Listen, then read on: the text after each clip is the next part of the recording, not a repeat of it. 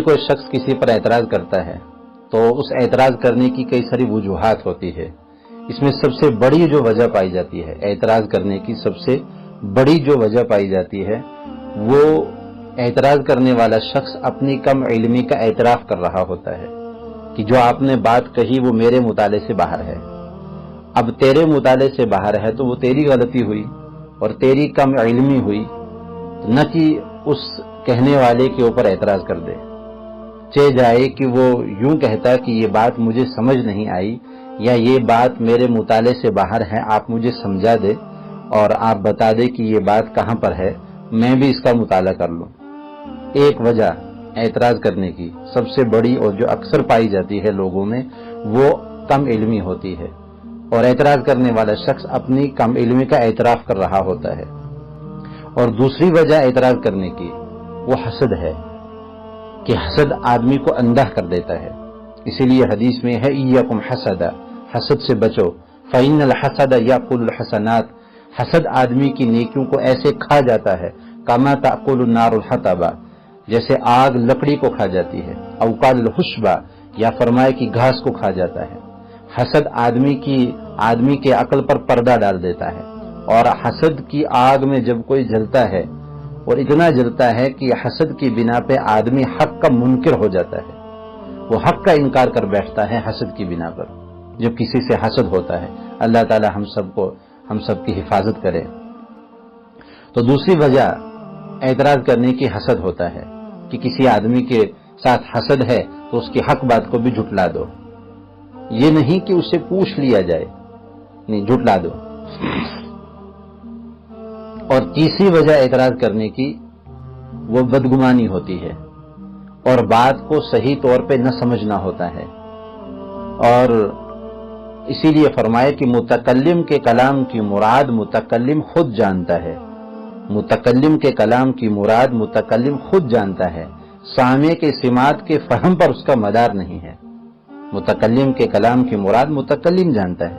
کہ آپ متکلم سے پوچھ لیں کہ یہ بات آپ نے کہی میری سمجھ میں نہیں آئی، آپ ذرا مجھے سمجھا دیں. یہ تو طریقہ احسن ہے اور یہی اصل طریقہ ہے.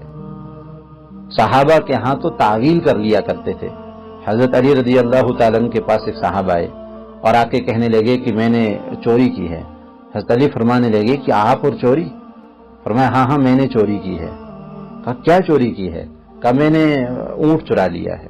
حضرت علی رضی اللہ تعالیٰ نے تعویل کر لی. فرمایا نہیں، تو نے وہ اونٹ اپنا سمجھ کے کھول لیا ہوگا. آپ دیکھیں تو صحیح صحابہ کا مزاج کیا ہے اور آج کے دور کا مزاج دیکھیں آپ کیا ہے کہ کسی کی غلطی نہ ہو تو بھی اس کے اوپر تھوپ دو کہ آپ نے یہ غلطی کی ہے اور آپ نے یہ بات کہی ہے. اور صحابہ کا مزاج یہ کہ وہ غلطی ہونے کے باوجود تعویل کر رہے ہیں. فرمایا حضرت علی رضی اللہ تعالیٰ نے کہ آپ نے چوری نہیں کی ہوگی، وہ آپ نے اپنا اونٹ سمجھ کے غلطی میں کھول لیا ہوگا. لیکن چوری کرنے والا شخص اور وہ ایسا مصر ہے، وہ فرمانے کی نہیں میں نے تو کسی کا اونٹ ہی سمجھ کے کھولا ہے. اللہ اکبر. کہ سزا دینے والا کہہ رہا ہے کہ تو نے چوری نہیں کی اور سزا لینے والا کہہ رہا ہے کہ ہاں مجھ سے غلطی ہوئی ہے. کہ آپ دیکھیں تو حضرت علی رضی اللہ تعالیٰ نے ان کو باندھ دیا اور کہا کہ آپ چاقو اور تلوار اور تیل وغیرہ گرم کرو. اندر باہر پھرتے رہے کہ ایک آدمی کا ہاتھ کاٹنے ہیں، کوئی معمولی سی بات تو ہے نہیں ہے. تو جب حضرت علی رضی اللہ تعالیٰ اندر آئے اور آ کے کہنے لگے کہ آپ یہاں کیا کر رہے ہو، کہ آپ نے چوری کی ہے؟ کہا نہیں میں نے چوری نہیں کی. اور میں چلے جاؤں؟ ان کو کھولا اور وہ چلے گئے. اور لوگ کہنے لگے علی انہوں نے تو اپنی چوری کا اعتراف کر لیا تھا. کہا ہاں ان کے اعتراف پر میں نے ان کو پکڑ لیا تھا اور ان کے انکار پر ان کو چھوڑ دیا. اللہ اکبر. کیا مزاج ہے صحابہ کا. حضور علیہ الصلوۃ والسلام کے ایسے متعدد واقعات ہیں. اور تیسری وجہ اعتراض کی وہ یہ ہے کہ بات کو صحیح طور پہ سمجھا نہیں اور اعتراض کر دیا. ایک صاحب نے مولوی صاحب سے جا کے کہا کہ ہمارا پڑوسی بے دین ہو گیا ہے. کہا کیوں؟ کہا وہ اپنی بیوی کو والدہ ماجدہ بلاتا ہے، بیوی کو والدہ ماجدہ بلاتا ہے. تو مولوی صاحب نے ان صاحب کو بلایا اور جب وہ آئے کہا تم اپنی بیوی کو والدہ ماجدہ کہتے ہو؟ اس نے کہا ہاں میں کہتا ہوں. تو مولوی صاحب خاموش ہو گئے.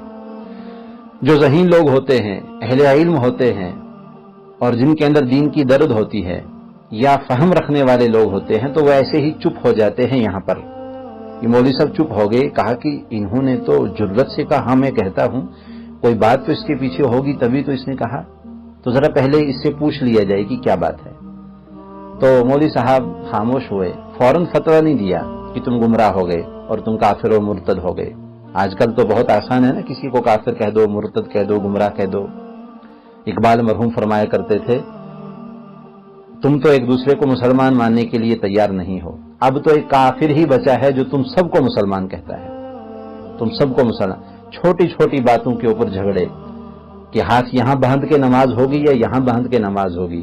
اقبال مرحوم فرماتے ہیں کہ نماز تو ان کی بھی ہو جاتی ہے جن کے ہاتھ ہی نہیں ہوتے ہیں. یہ کوئی امت کے اندر لڑنے اور جھگڑنے کے مسائل ہیں کہ امت تو ارتداد کے دہانے پر ہے اور یہ ان چیزوں کو لے کے بیٹھے ہوئے ہیں. اور یہ کہہ دیا جائے کہ کب مسلمان کو کافر کر دو, گمراہ کہہ دو, مرتد کہہ دو, اور پوری کی پوری طاقت لگا دو کہ ان کو گمراہ اور کافر اور مرتد کہنا ہے. تو ان مولوی صاحب نے ان سے پوچھا کہ آپ یہ بتائیں کہ آپ کی بیٹیاں کتنی ہیں؟ ان صاحب نے کہا کہ میری 3 بیٹیاں ہیں. اچھا بڑی کا نام کیا ہے؟ کہا بڑی کا نام رخسانہ ہے, اور بیچ والی کا نام عابدہ ہے, اور تیسری والی کا نام ماجدہ ہے. مولوی صاحب کہنے کے بس بس بس ٹھیک ٹھیک. کیا مطلب؟ وہ یوں کہہ رہے تھے کہ میری بیٹی ماجدہ کی والدہ, ادھر آ بات سن, اور یہ سمجھ گئے کہ والدہ ماجدہ, یعنی وہ یوں کہتے تھے والدہ ماجدہ یعنی میری بیٹی ماجدہ کی والدہ, ادھر آ بات سن. لیکن یہ سامنے والا کم فہم تھا اور بات کو غلط انداز میں سمجھا اور غلط انداز میں استفتاء لے کے مفتی صاحب کے پاس چلا گیا. لیکن آگے اللہ کا شکر ہے کہ مفتی صاحب ایسے عقل والے اور ایسے علم والے تھے کہ انہوں نے فوراً فتویٰ نہیں دیا جب تک نہ بات کی تہ تک پہنچ دیا جائے اور متکلم کے کلام کی مراد کو متکلم سے خود پوچھ لیا جائے. اس لیے متکلم کے سے پوچھے بغیر فتویٰ دے دینا سب سے بڑا جرم ہے, اور یہ شخص سب سے بڑا مجرم ہے, سب سے بڑا مجرم ہے اللہ کے دربار میں, کہ متکلم سے اس کے کلام کی مراد جانے بغیر اس کے کسی کلام کے اوپر فتویٰ دے دیا. گمراہی کا کتنی عجیب سے عجیب تر بات ہے یہ. تو وہ اپنی کہہ رہا تھا کہ میری بیٹی ماجدہ کی والدہ ادھر آ, یعنی کہ والدہ ماجدہ ادھر آ بات سن. لیکن یہ سامنے والا صاحب کچھ اور سمجھا. ایک صاحب نے کہا ہمارے بستی میں ایک مولوی صاحب ہے, اس کو کسی طریقے سے بدنام کرنا ہے اور یہاں سے مسجد خالی کروانی ہے, مدرسہ خالی کروانا ہے, بلکہ اس سے گاؤں خالی کروانا ہے.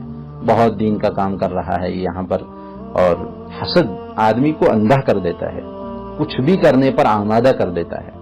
یہ تعجب کی بات نہیں ہے. تو انہوں نے کہا کہ کیسے نکالیں اس مولوی صاحب کو؟ تو ایک صاحب نے کہا کہ یہ تو میرا کام ہے نکالنا ان کو. انہوں نے بستی کے بڑے بڑے چودھریوں کو, بڑے بڑے نامور لوگوں کو, بڑے بڑے کھڑپینچ اور پنچ اور سب کو جمع کیا اور ان مولوی صاحب سے کہا کہ حضرت کچھ نصیحت فرما دے, ہمیں کچھ تقریر فرما دے. تو مولوی صاحب ممبر پہ آ گئے اور انہوں نے کہا کہ قال قال رسول اللہ صلی اللہ علیہ وسلم. یہ صاحب کہنے لگے مولوی صاحب خاموش, بس بس بس, اپنے نبی کی گستاخی اس سے زیادہ ہم سے برداشت نہیں ہوگی. وہ کہنے لگے, حیران ہو گئے کہ میں نے کون سی گستاخی کر دی, میں نے تو حدیث ابھی شروع ہی کی تھی پڑھنا اور یہ صاحب کہہ رہا گستاخی کر دی. کہا کھڑپیں صاحب سنا آپ نے, چودھری صاحب سنا آپ نے, اور فلاں فلاں صاحب سنا آپ نے. ہمارے نبی اتنے خوبصورت گورے اور چٹے ہیں اور یہ ہمارے نبی کو ایک نہیں 2 بار کہہ رہا ہے قال قال رسول اللہ. اللہ اکبر. اب دیکھیں تو صحیح حاسد کس حد تک گر سکتا ہے. لیکن حاسد, علماء نے حسد کے نقصانات لکھے ہیں کہ حسد اتنی لا علاج اور مہلک بیماری ہے کہ حاسد جب حسد کرتا ہے اللہ تعالیٰ محسود کو اتنی ترقی دیتے چلے جاتے ہیں اور حاسد کو اتنا ذلیل کرتے چلے جاتے ہیں. محسود کو, جس پر حسد کیا جائے, اس کو اتنی ترقی دیتے چلے جاتے ہیں اور حاسد کو اتنا ذلیل کرتے چلے جاتے ہیں. اور فرمایا کہ حاسد جب حسد کرتا ہے اللہ اس کی پچھلی ساری نیکیاں تباہ کر دیتے ہیں, آئندہ کی نیکی سے محروم.